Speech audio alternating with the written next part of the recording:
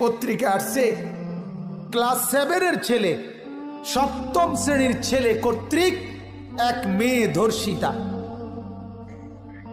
ধর্ষণকারী class 7-এর ছাত্র। এই আমার বাংলাদেশ,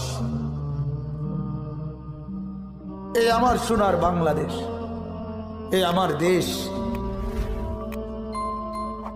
আহা, আমার প্রতিদিনকার ব্যথা এটা। এই যুবক ছেলেগুলো বুঝলই না, কোনোভাবেই বুঝলো না। এরা বুঝলই না অভাব যে আসতেছে, দুর্ভিক্ষ যে আসতেছে, এর চাইতে বড় মহামারী যে আসতেছে, এরারে বুঝানো গেল না। এদের মোবাইলের নেশা এরা ছাড়লো না, এদের নর্তুকি দেখা এরা ছুটলো না, এদের নাফরমানি এরা ছাড়লো না, এক ওয়াক্ত নামাজ পড়ার অনুভূতি এদের জাগলো না। হায় যুবক, হায় মুসলমান ছেলে, তুই বদলাবি কোন দিন ভাই? কোন দিন বদলাবি? তোর কারণে আরো গজব আসতেছে, আরো গজব আসতেছে। কোথায় নেমে গেছি আমরা? সেদিন পত্রিকা আসছে ক্লাস 7-এর ছেলে, 7ম শ্রেণীর ছেলে কর্তৃক এক মেয়ে ধর্ষিতা,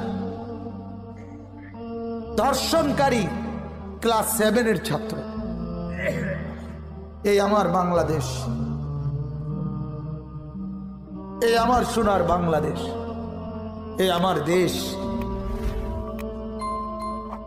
আহা,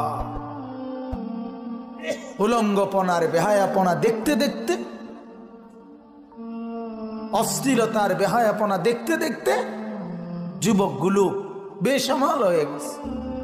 আর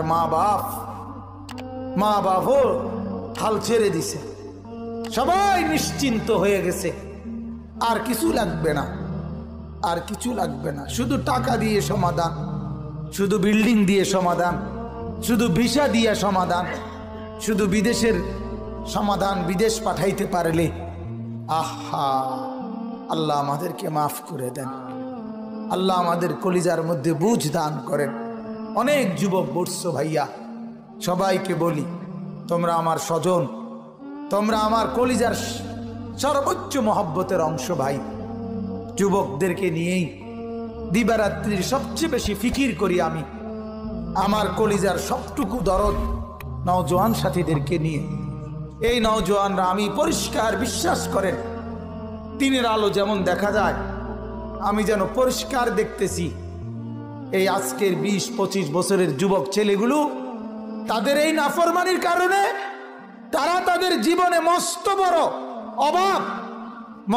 বড় অভাব তারা জীবনে দেখবে। বিশ্বাস করেন, এই কথা মনে রাখো। তোমরা যারা নামাজ পড়ো না, তোমরা যারা চরিত্রহীনতায় ডুবে আছো, এই তোমাদের বন্ধু আনিসুর রহমান বললাম, মস্ত বড় বিপদ, অভাব তোমরা সহ্য করতে হবে। 60 বছরের মুরব্বীরা চলে যাচ্ছে, 70-80 বছরের বয়স্করা চলে যাইতেছে কবরে।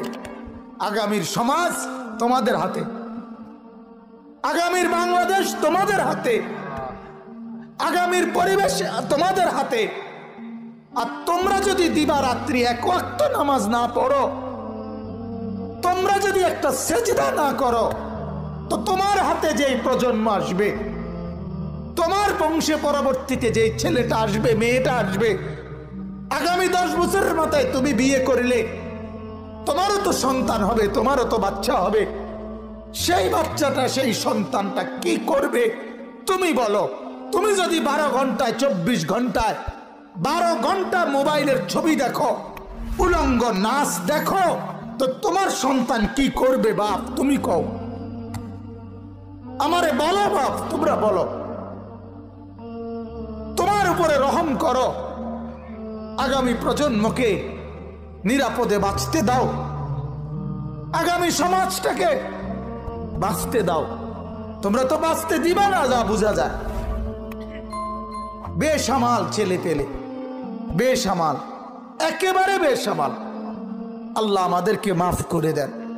সবাই আল্লাহকে ভুলে গেছি আমরা, সবাই আখিরাত ভুলে গেছি। লাভ লোকসান, পাওয়া না পাওয়া সব দুনিয়া, সব দুনিয়া। এজন্য আমার নওজোয়ান বন্ধুরা, এত শত যুবক দেখে আমি বললাম এ কথা। তোমাদের কাছে আমার অনুরোধ, তুমিও কষ্ট পাবা, আর তোমার হাতে সামনে যে প্রজন্ম আসবে তারাও কষ্ট পাবে। এটা আমার প্রতিদিনকার কথা। আমি যদি আরো 100 বছর হায়াত পাই, আমাকে তাই বলতে হবে, একথাই ঘুরে ঘুরে বলতে হবে, একথাই বলতে হবে। আজ যুবকদের, আজ মা বোনদের বেপরদিগি থেকে বাঁচাবার জন্য কারো কাছে কোনো উদ্যোগ নাই, কারো কাছে নওজোয়ানদের জন্য চরিত্র সংশোধনের কারো কোনো ফিকির নাই, কারো কোনো ফিকির।